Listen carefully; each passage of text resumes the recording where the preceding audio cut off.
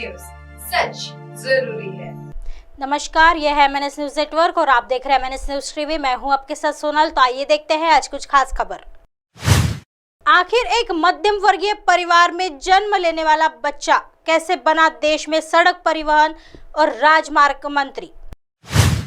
नितिन गडकरी एक महान भारतीय राजनेता और भारतीय जनता पार्टी के सदस्य अपने असाधारण नेतृत्व और भारत में बुनियादी ढांचे और परिवहन के विकास में योगदान के लिए जाने जाते हैं। 27 मई को उनके चाहने वालों के लिए एक खास दिन नितिन गडकरी अपना जन्मदिन मनाते हैं। यह लेख उनकी उल्लेखनीय यात्रा पर प्रकाश डालता है, उनकी उपलब्धियों पर प्रकाश डालता है और एक समृद्ध भारत के लिए उनकी दृष्टि पर प्रकाश डालता है। नितिन गडकरी का जन्म 27 मई 1957 को नागपुर यानी महाराष्ट्र, भारत में हुआ था। वह एक मध्यम वर्गीय परिवार से ताल्लुक रखते हैं और मूल्यों और कार्य नैतिकता की एक मजबूत भावना के साथ बड़े हुए हैं। गडकरी ने Mahatma Jyotiba Phule arts science and commerce college Nagpur से वाणिज्य में स्नातक की डिग्री पूरी की। उन्होंने गवर्नमेंट लॉ कॉलेज नागपुर से कानून की डिग्री हासिल की और बाद में नागपुर विश्वविद्यालय से प्रबंधन अध्ययन में स्नातकोत्तर की डिग्री प्राप्त की। नितिन गडकरी का राजनीतिक जीवन उनके छात्र जीवन में शुरू हुआ, जब उन्होंने विभिन्न सामाजिक और राजनीतिक गतिविधियों में सक्रिय रूप से भाग लिया।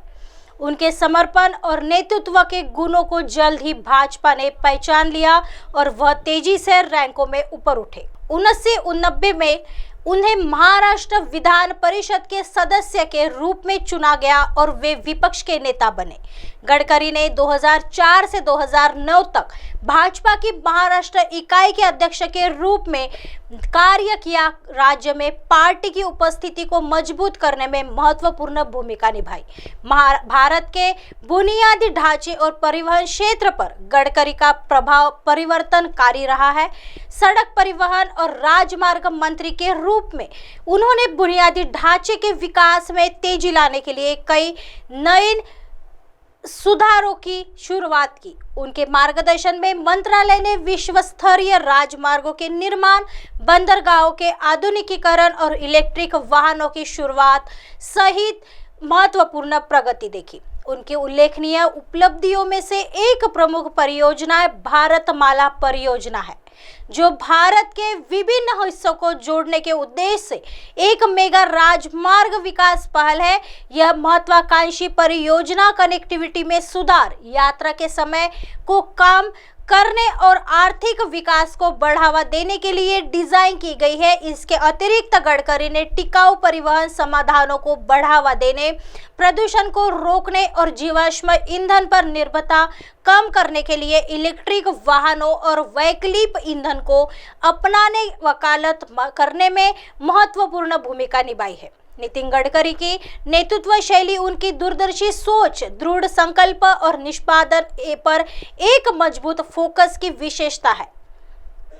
वह सभी क्षेत्रों में प्रगति को गति देने के लिए नवाचार और प्रौद्योगिकी का लाभ उठाने में दृढ़ता से विश्वास करते हैं। गडकरी ने पर्यावरण संरक्षण के साथ आर्थिक विकास को संतुलित करने के महत्व पर जोर देते हुए सतत विकास की आवश्यकता पर बल दिया है। बुनियादी ढांचे में अपने योगदान के अलावा गडकरी ने सक्रिय रूप से ग्रामीण विकास को बढ़ाने, उद्यमिता को बढ़ावा देने और वंचित समुदाय को सशक्त बनाने के लिए नीतियों का पालन किया है। समावेशी विकास के प्रति उनकी प्रतिबद्धता और सकारात्मकता बदलाव लाने की उनकी क्षमता ने उन्हें व्यापक प्रशंसा और सम्मान अर्जित किया है। आइए बढ़ते हैं अगली खबर की तरफ। पीएम मोदी आज करेंगे नीति आयोग की गवर्निंग काउंसिल की बैठक की अध्यक्षता। इन मुद्दों पर होगी चर्चा।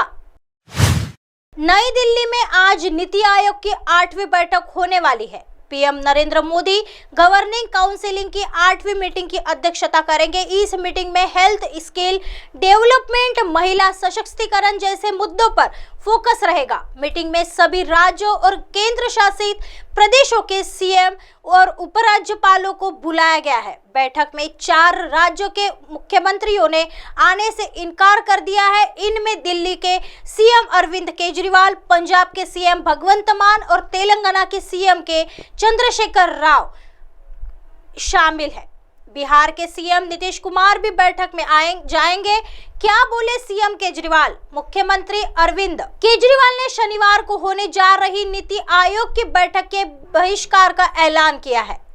इस बारे में प्रधानमंत्री को पत्र लिखकर ये जानकारी दी है। मुख्यमंत्री ने कहा है कि अध्यादेश लाकर कोऑपरेटिव फेडरलिज्म का मजाक बनाया जा रहा है। ऐसे में नीति आयोग की बैठक में शामिल होने का कोई औचित्य नहीं रहा जाता। उनका कहना है कि लोगों का कहना है कि ऐसी बैठक में नहीं जाना चाहिए, इसलिए वे इस बैठक का बहिष्कार कर रहे हैं। मुख्यमंत्री ने पत्र में यह भी कहा है कि नीति आयोग का मकसद भारतवर्ष का विजन तैयार करना और कोऑपरेटिव फेडरलिज्म को बढ़ावा देना होता है, लेकिन यहाँ तो सरकारों को गिराया जा रहा है, तोड़ा जा रहा है। ये भारत का न तो विजन है और ना ही कोऑपरेटिव फेडरलिज्म है। उधर टीएमसी चीफ ममता बनर्जी के नीति आयोग की बैठक में शामिल न होने का कारण वित्त मंत्री चंद्रिमा भट्टाचार्य ने काम की व्यवस्था बताया है। उन्होंने कहा कि इसको देखते हुए मुझे और मुख्य सचिव को भेजने के अनुरोध को केंद्र सरकार ने ठुकरा दिया है। किन मुद्दों पर होगी चर्चा? नीति आयोग की बैठक में 8 मुद्दों पर प्रमुखता से चर्चा की जाएगी। ये मुद्दे हैं: विकसित भारत 2047, MSME यानी सूक्ष्म लघु एवं मझोले उद्यम पर जोर, बुनियादी ढांचा और निवेश अनुपालन को कम करना, महिला सशक्तिकरण, स्वास्थ्य और पोषण, कौशल विकास और क्षेत्र के विकास और सामाजिक बुनियादी ढांचा के लिए गतिशक्ति। आइए बढ़ते हैं अगली खबर की तरफ। अमेरिका के वित्त मंत्री ने 5 जून की तृण डिफॉल्ट की समय सीमा। अमेरिका की वित्त मंत्री जेनेट येलेन ने सरकारी दायित्वों पर डिफॉल्ट की शुरुआती तारीख को 1 जून से बढ़ाकर 5 जून करा दिया है, जिससे व्हाइट हाउस और कांग्रेस के रिपब्लिकन के लिए सौदा तय करने के लिए और समय निकाल गया है।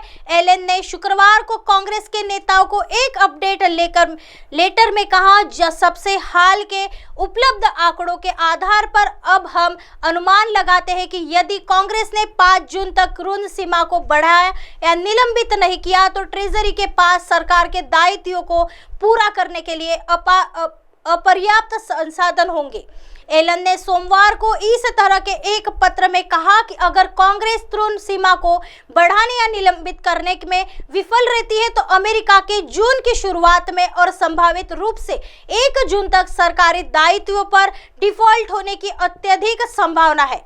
1 जून की समय सीमा पर कुछ कांग्रेसी रिपब्लिकन ने भी अन्य शोध संस्थानों के अनुमानों की तुलना में कुछ दिन पहले सवाल उठाया था। येलेन ने कहा कि ट्रेजरी विभाग के गुरुवार को ट्रेजरी सिक्योरिटीज की अदला बदली के जरिए एक अतिरिक्त असाधारण उपाय किया। येलेन ने ऋण सीमा गतिरोध से होने वाले जोखिमों के बारे में चेतावनी देना जारी रखा, यह कहते हुए कि जून की शुरुआत में परिपक्व होने वाली प्रतिभूतियों के लिए ट्रेजरी की उधार लागत में काफी वृद्धि हुई है। अब आप हमारे चैनल को आपके मोबाइल पर भी देख सकते हैं। मोबाइल ऐप पर देखने के लिए प्ले स्टोर से MNS news TV apps download करें। इंस्टा, ट्विटर, हाईकुक, फेसबुक और कई सोशल मीडिया के प्लेटफॉर्म पर हमारा चैनल उपलब्ध है।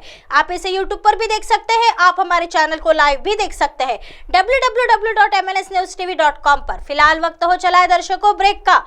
ब्रेक से लौटने के बाद देखिएगा देश और दुनिया की तमाम खबरें। बने रहिए MNS न्यूज पर। नमस्कार।